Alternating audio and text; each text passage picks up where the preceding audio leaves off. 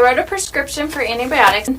I did want to talk to you, though. I'm a little bit concerned looking through his chart at how many ear infections he's had recently, and I noticed that you had checked the box that someone's smoking in the home, so I was wondering if you can tell me a little more about that. Well, it's just me and him, and I do smoke.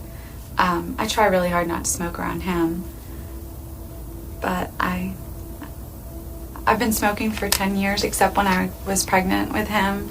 But it's so stressful being a single mom and having a full-time job, and so it's just, that's why I started smoking again.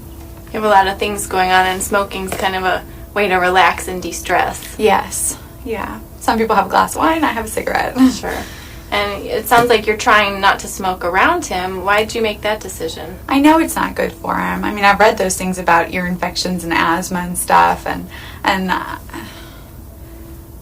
but other kids have ear infections and their parents don't smoke. So on the one hand, you're worried about how your smoking might be affecting him, and on the other hand, you're not so sure if it's really the smoking that's causing these problems. Right. Yeah. I mean, he doesn't have asthma. He hasn't had a lot of other problems that his other friends have. So, and I've thought about quitting before in the past, but I just don't see how it's possible right now. What made you decide to quit smoking when you were pregnant? Well, he was inside me and we were sharing everything, and I knew that he would get some of that, and I just didn't think I could live with myself if something happened to him. Right now, though, it feels almost too difficult to even manage or even to try. Yeah, exactly. How were you successful when you quit before?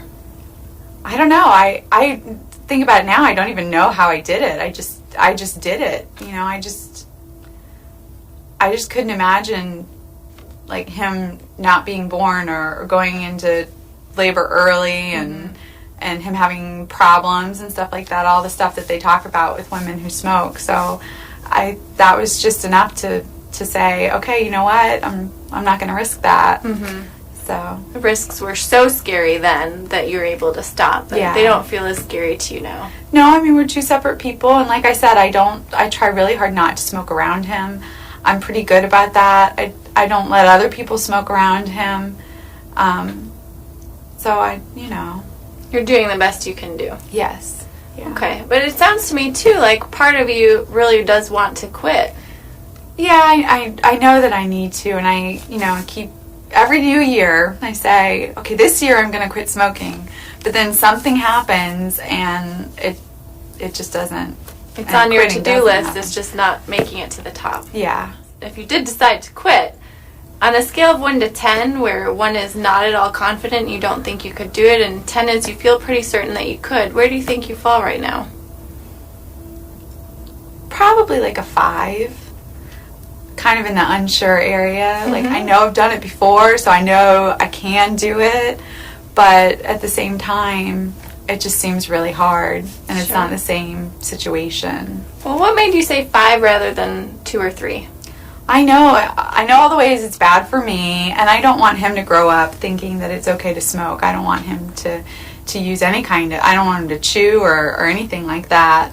So I know I need to, especially before he gets old enough to understand what mommy's doing, but I just don't know if I can do it. Okay. So it sounds like you have a lot of reasons why you'd like to quit. You have been successful quitting in the past, and right now you're just feeling a little bit hesitant about your ability to do it. Yeah. Where do you think we should go from here? I don't know. I'd like some help. I just don't know what kind of help I need. Sure. So. Well, if you'd be interested, that's something I can definitely talk to you about. There are a lot of new options that can actually help people be way more successful in their attempt at quitting.